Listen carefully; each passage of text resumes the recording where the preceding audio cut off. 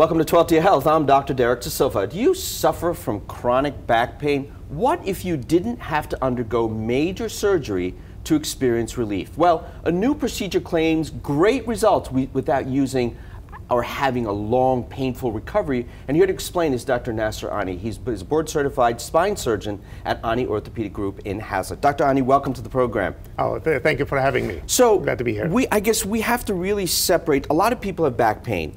Is the back pain coming from the back, or is it coming from the hip and the pelvis? Is that a correct way to go here? Absolutely, because a lot of people would suffer with back pain. You really have to narrow out the diagnosis, narrow down the diagnosis, whether it's coming from the disc, whether it's coming from the facet joint, or whether it's coming from the SI area. Now, there's a new procedure called iFuse. Can you talk to me about that? And we have some video also that if you could talk through that would be great. Here we go.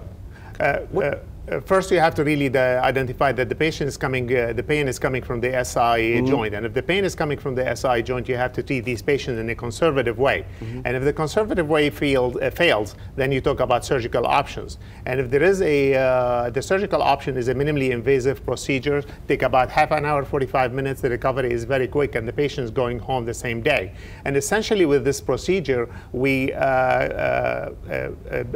place a couple of implants, like 2 or 3 implants across the SI joint. And it is done through a small, tiny incision in the back around the pelvic area, introduce a couple of K-wires, which is small pins. And over these pins, these are the targeting pins, we insert 3 implants. And these implants are titanium implants that stabilizes this sacroiliac joint. And here's where we have that right here, and we're going to bring in a shot of that. If you take a look at this, I don't know if you can notice that these are these things that you put in? Is that yes, what this these is? are the titanium implants, which is a triangular to really create a significant stability around the sacroiliac joint. Okay, and again, recovery, what's the recovery like on this? The patient go home the same day. Really? The recovery, yes.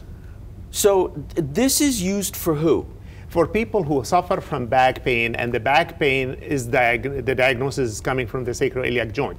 And when you see a patient with back pain, you really narrow down the possibility of the cause of the back pain, because this mimics sciatica. Because people who suffer from sacroiliitis, they have developed pain radiating into the buttock area, which is very commonly misdiagnosed as a sciatica. Now, do you make that diagnosis? Are you the orthopedic surgeon does that? Yes. Okay, so getting the right diagnosis, having the right thing done, I guess, is the key here. Absolutely. The key factor is really in having a successful result is to really treat patients appropriately to their diagnosis. You have to identify the diagnosis properly. Super. Thank you so much for joining us. Great information. Thank you for having me. And here's a look at what's coming up tomorrow. And remember, you can catch 12 to Your Health every Saturday and Sunday at 15 minutes past the hour, starting at 6 a.m. It's time now for our Health Bite of the Week. The Mayo Clinic says your baby should be ready to eat solid foods between the ages of 4 and 6 months. Here are some things to consider. Does baby hold his or her head in a steady position, upright position?